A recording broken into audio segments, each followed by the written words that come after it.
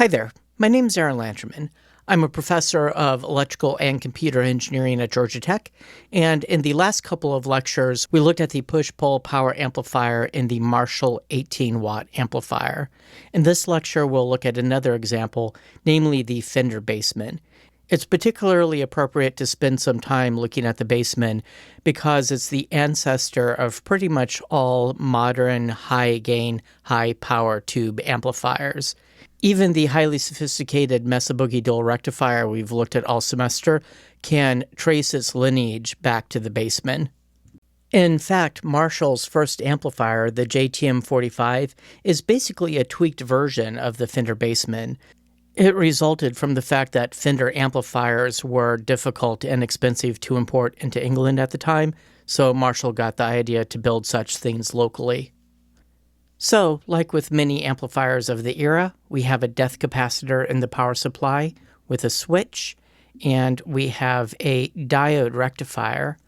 And taking a closer look at the power supply, we see something we haven't seen before. Notice there's a minus 48 volt marking here. We have not seen a negative voltage on any of the amplifier schematics we've looked at so far. Tracing this back, let's see, there's this 15K resistor, there's this diode, we have some filter caps. Tracing through the diode, we see that there's actually a special tap on the transformer for creating that minus 48 volt. That minus 48 volt provides the biasing for the power amplifier. We'll take a look at that shortly.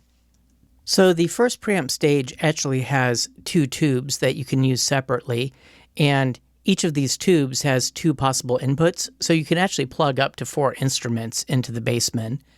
And in terms of the bright channel and the normal channel, the only real difference is that the bright channel has a treble bleed capacitor for its volume control, whereas the normal channel doesn't.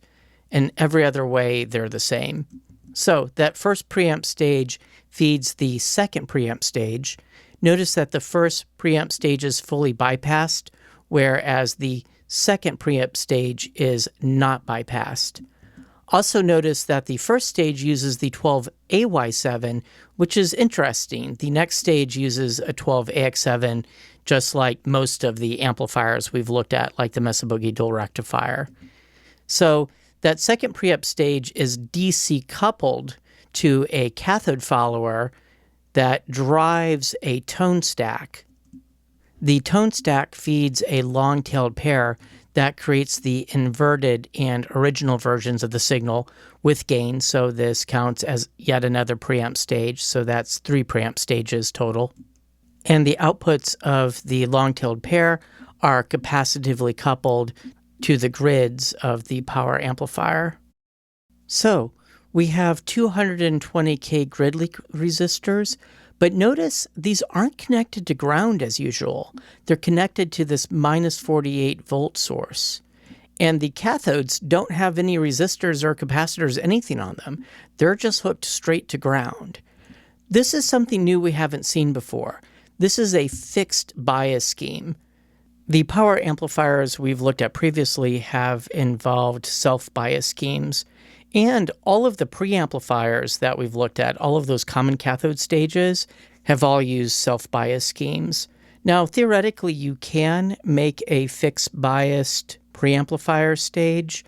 I can't think of any cases in a guitar amplifier of such a stage.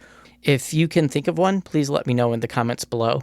Although, come to think of it, I have seen fixed bias cathode followers, but not common cathode stages.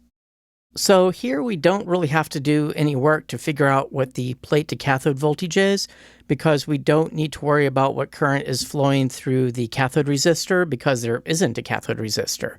So the full 432 volt that is supplying the plate, that's across the entire tube.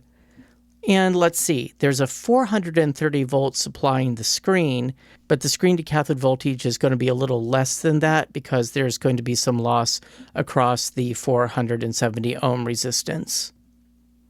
So in my notes from 2019 when I last taught this class, I had written down a 4.5 kilo ohm impedance reflected from a 2 ohm speaker. Well, it's not actually a single speaker. What it is, it's a set of 4 speakers, each of which is an 8 ohm speaker, and they're wired in parallel, giving you 2 ohms. Anyway, like with my notes on the Marshall 18-watt amplifier, I didn't actually write down where I got this figure from. I might have just made it up. Presumably I got it from somewhere. I don't know. Let's roll with it. You can use a different number here if you want and redo the analysis. You'll probably get something along the same lines. So I took the square root of the reflected impedance over the speaker impedance to get a turns ratio of 47.43. That's going to come in handy later. So these 5881 tubes are basically a version of the 6L6 beam tetrode, so I'm going to use the GE datasheet for that. Now, taking a look at the plate and the screen here, we have a plate voltage of 432, a screen voltage of 430. There will be a small loss across this 470 resistor, but the voltage will probably be pretty close to 430. 430 and 432 are conveniently close to each other. So I'm going to use these triode-connected curves where the data is taken with the screen and the plate hooked together to get a sense of the biasing. The first thing I want to warn you about is that calling this plate current is really a bit of a misnomer. This is really more like the cathode current. So we figured out what the plate to cathode bias voltage was just by looking at the schematic because it's all dropping across the tube. That was 432 volts, and we can plot a line like thus. And in this fixed bias scheme, we know right away that the grid to cathode bias voltage is minus 48 volts because the grid is connected to that minus 48 volt supply and the cathode is held at ground. And let's see, we have a minus 45 volt grid to cathode line here, a minus 50 line here. So a minus 48 line would probably fit somewhere here, something like that. So taking the current there and projecting left, I wind up with 32 milliamp for my cathode bias current. Now, I want to know how much of that belongs to the screen and how much belongs to the plate. So here's a set of curves that give the screen current as a function of the grid to cathode voltage. One caveat is that this is for a plate to cathode voltage of 400 volts, and our actual plate to cathode bias voltage is 432 volts. I'm just going to use this anyway. The other caveat is I don't actually have a line for 430 volts as far as the screen to cathode voltage goes, which is going to be a little less anyway because of that resistor. But let's roll with it. So let me draw a line at that minus 48 volt grid to cathode voltage. Anyway, if I were to use this 400 volt line, I'll probably guess the screen current to be 1 milliamp. But I have to recognize that this is for 400 volts as far as the screen to cathode goes. I don't really have a lot of information down here. It's very hard to extrapolate. But how about, let's say that the screen current is probably more like 1.5. I'm just guessing here. That's 1.5 milliamp. Now, I was able to draw this with a straight line because it looks like this GAN is actually a little bit tilted. Anyway, let's suppose that the screen current was 1.5 milliamp. It might be closer to 2. I don't know. It doesn't really much matter as far as the calculations we're going to do. So the plate current would be 32 milliamp minus 1.5 milliamp, giving me 30.5 milliamp. It'll probably make my life easier if I just call this 2 milliamp and call this 30 milliamp, but whatever. So I am curious as to what the actual screen to cathode voltage is, including the drop across this resistor. So if I take my 430 volt screen supply and subtract the current dropped across this 470 ohm resistor, well, I'm only dropping 0.7 volts. So you could just round that to 430 for most of what we're doing. All right, now that we have all of our bias values, we can finally do a large signal analysis.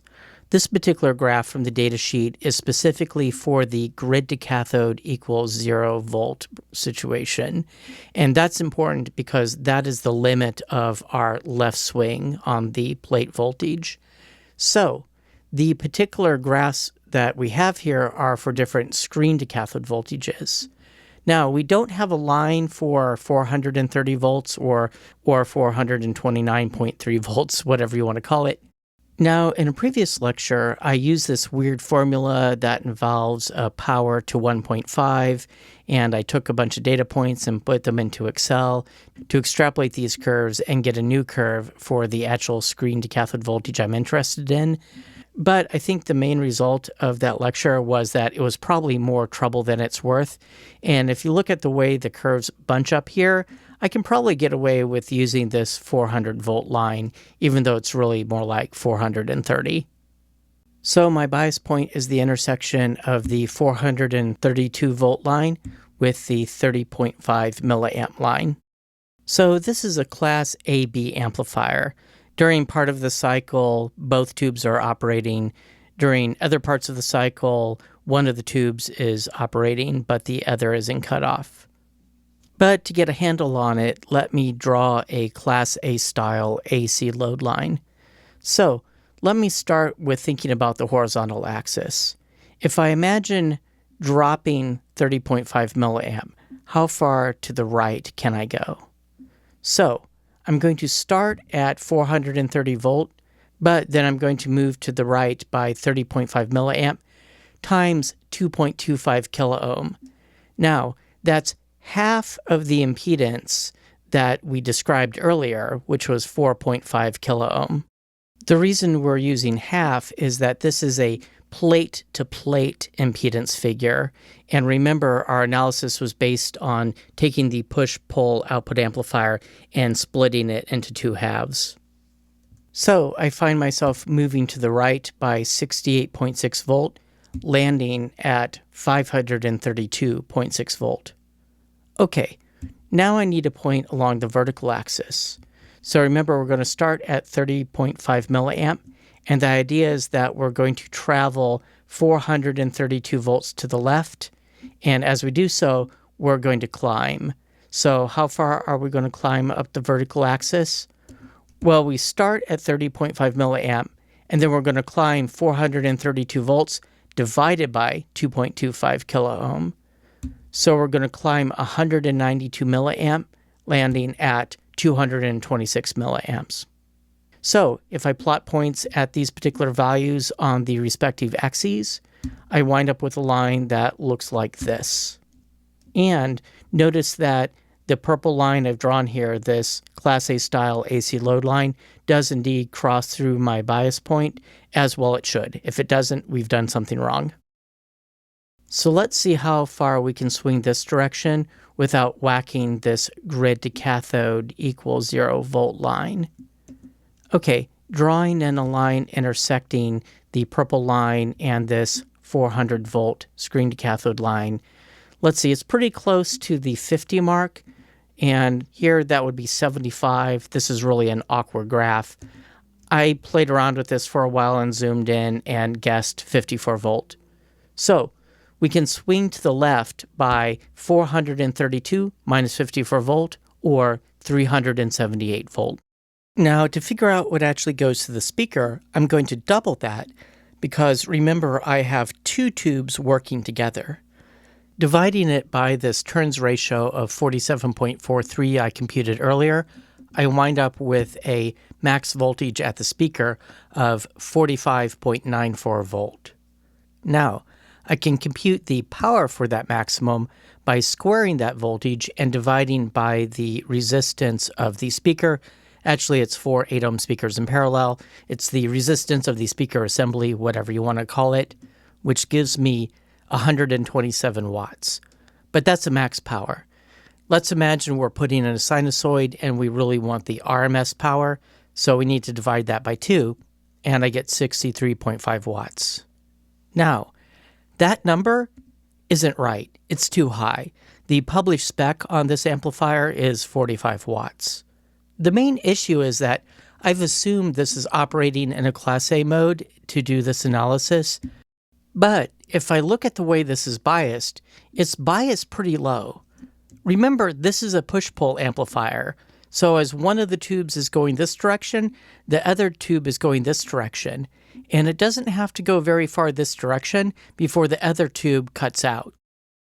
So if you're pushing this amp at all, you're probably operating in more of a Class B mode during a big portion of the cycle.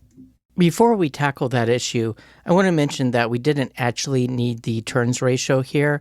We know that power is conserved across the transformer, so we can do the computation of the power on the tube side.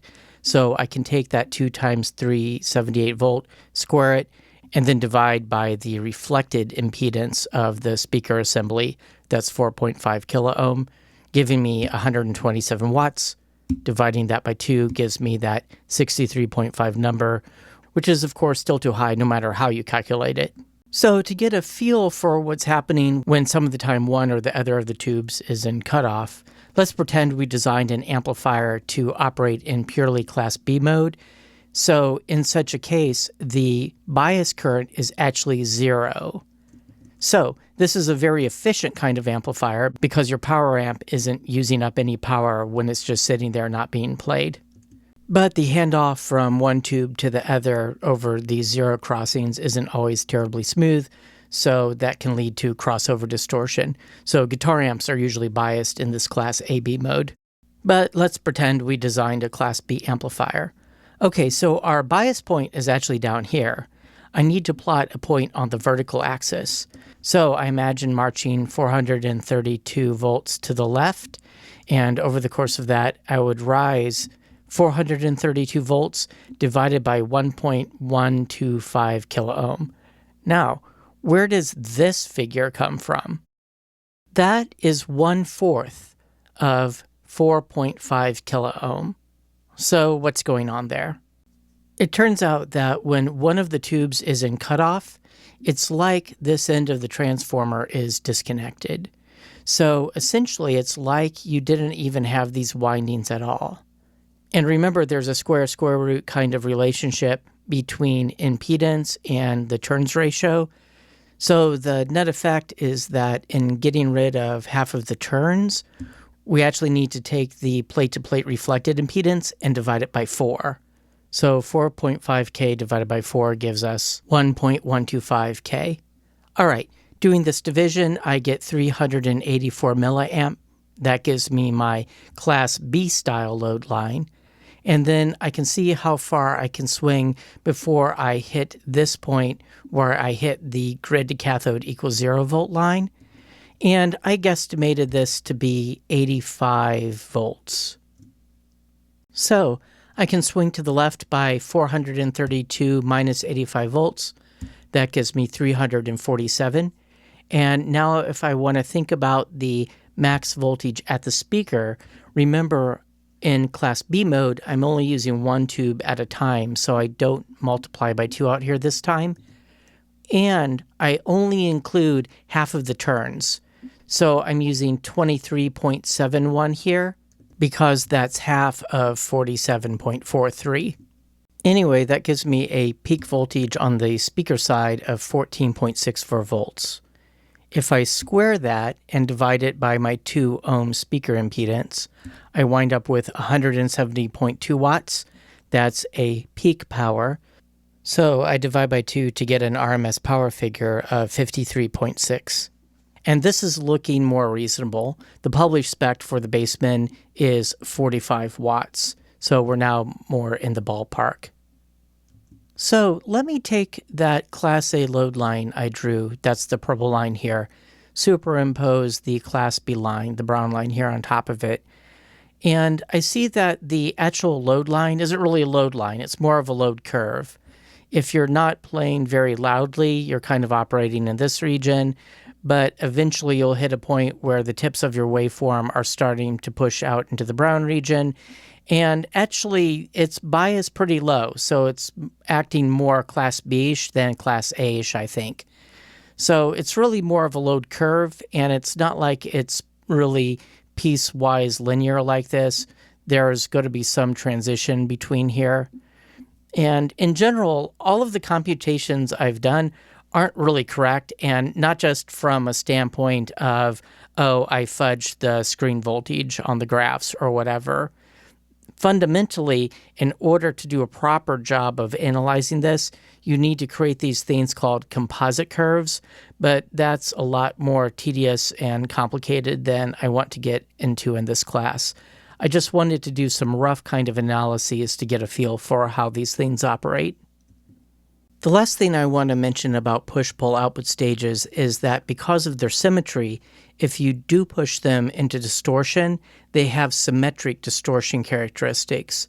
So they're thought to emphasize odd harmonics, whereas single-ended stages will have asymmetric distortion and possess even harmonics in their distortion profile. Oh, there is one other thing I forgot to mention. So there is feedback from the speaker side of the transformer through this 27K resistor back into the long tail pair, and that's partially controlled by this presence control. That's a pretty complicated thing, so I'll talk about that some other day.